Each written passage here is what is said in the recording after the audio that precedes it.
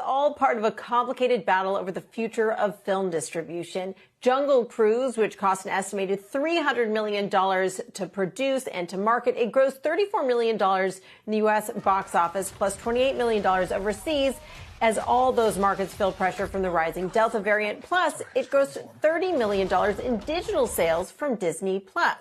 Now, the question is how much those ticket sales were cannibalized by the film's availability at home and how much that at-home availability drove piracy. Now, Moffett-Nathanson warns that this will all lead to a negative cycle. He sees lower box office leading to more digital distribution, that leading to more movies shifting to direct-to-consumer, which, of course, puts pressure on the box office again. Now, even with the streaming revenue, the film did fall short of Pirates of the Caribbean, which Disney had hoped would be a model, and this now, of course, will make it tougher for Jungle Cruise to reach profitability. But Disney is focusing in on that $30 million streaming revenue number. It's only the second time it shared streaming revenues because Starz will now share in that revenue as well as the box office. But they're not set to share in the overall subscription revenue that Disney gets from Disney+.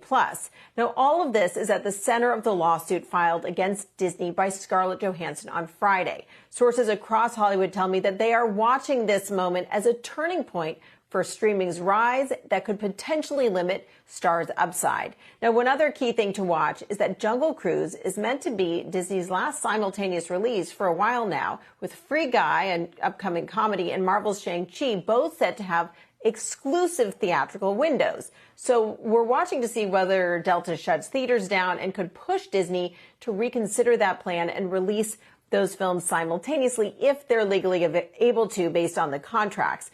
The question then is what kind of payments they'd have to make to those stars to deal with their frustrations.